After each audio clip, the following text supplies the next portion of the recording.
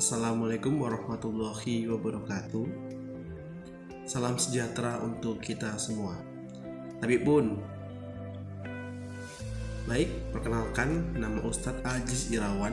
Di sini Ustadz dari SMP Muhammadiyah Al-Ghifari akan sedikit membagi ilmu yang mana merupakan terdapat dalam bab 2 kelas 8 yang mana berjudul Kedudukan dan Fungsi Undang-Undang Dasar Negara Republik Indonesia tahun 1945 dalam Sistem Hukum Nasional.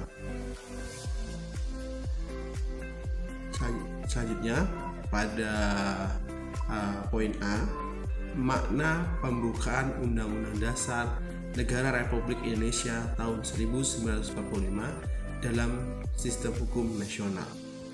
1. Kedudukan pembukaan Undang-Undang Dasar NRI tahun 1945. Jadi, pembukaan Undang-Undang NRI tahun 1945 dalam konteks ketatanegaraan Republik Indonesia memiliki kedudukan yang sangat penting. Kenapa? Karena merupakan suatu state fundamental norm. Apa itu state fundamental norm? State fundamental norm adalah norma dasar negara dan berada pada hierarki tertib hukum tertinggi di negara Indonesia. Dan inilah letak dari Undang-Undang Dasar pada sistem atau hierarki tertib hukum tertinggi di negara Indonesia, yang mana berada paling atas ya. Nah, di bawahnya ada TAP MPR. Setelah itu di bawahnya TAP MPR ada undang-undang atau perpu. Di bawah dari undang-undang atau perpu ada peraturan pemerintah.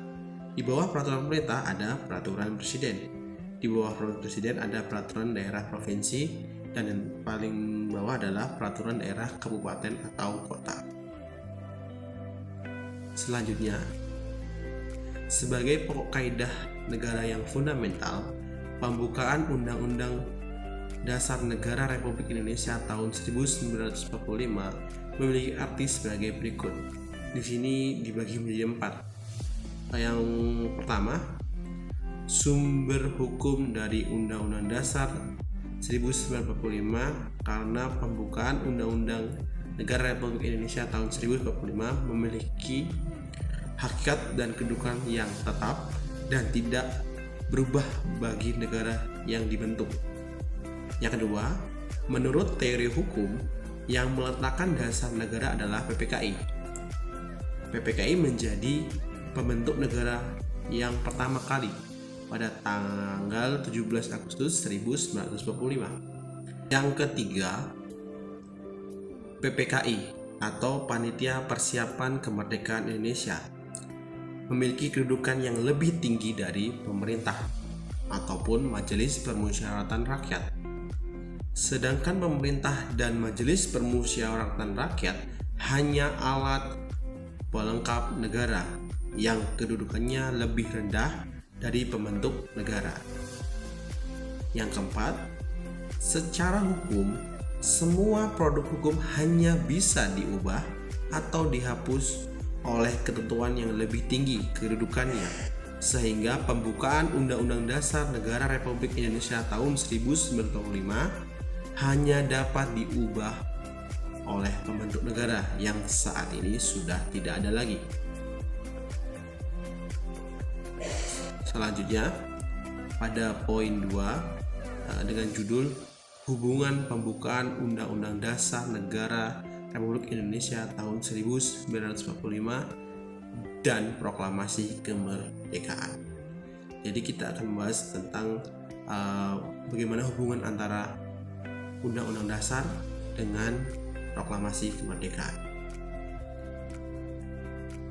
Pembukaan Undang-Undang Dasar Negara Republik Indonesia tahun 1945 dan Proklamasi Kemerdekaan mempunyai hubungan kesatuan yang utuh. Hal-hal yang terkandung dalam pembukaan yang merupakan amanat rakyat Indonesia ketika mendirikan negara dan untuk mewujudkan tujuan bersama, yang mana itu terdapat dalam Undang-Undang Dasar.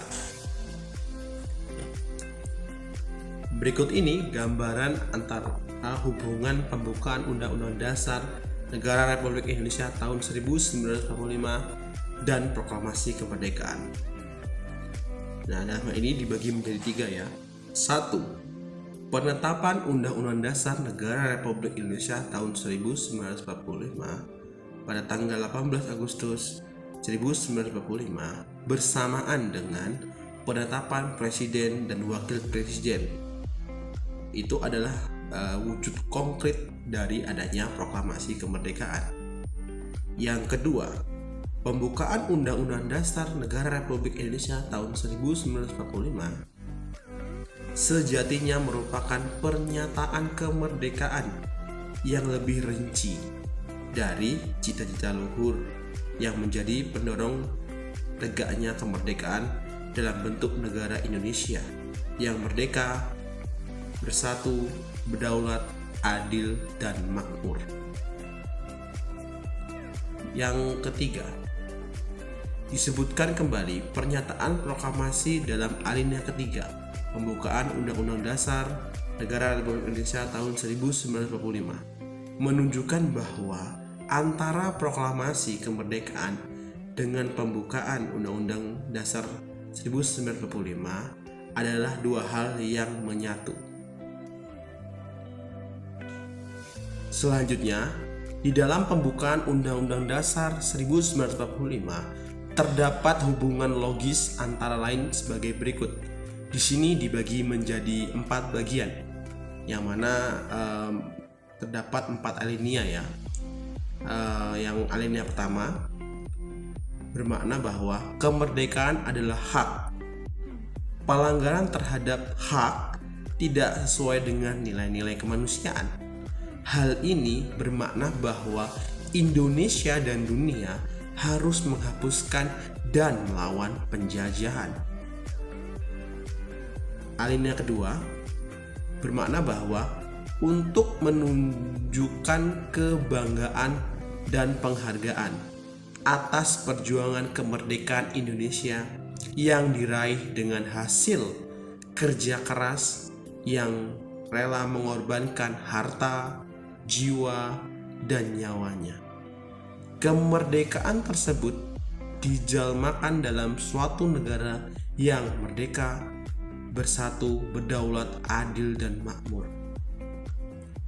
Alinea ketiga bermakna bahwa kemerdekaan hanya mungkin terwujud atas karunia dan rahmat Tuhan Yang Maha Esa. Hal ini bermakna kemerdekaan Indonesia juga atas bantuan dari Allah Subhanahu wa Ta'ala atau Tuhan. Alinea keempat bermakna merupakan tujuan negara. Hal-hal ketentuan diadakannya Undang-Undang Dasar Negara, bentuk negara, dan dasar falsafah negara. Dalam alinea 4 merupakan pernyataan pembentuk negara Republik Indonesia yang berlandaskan kepada Pancasila.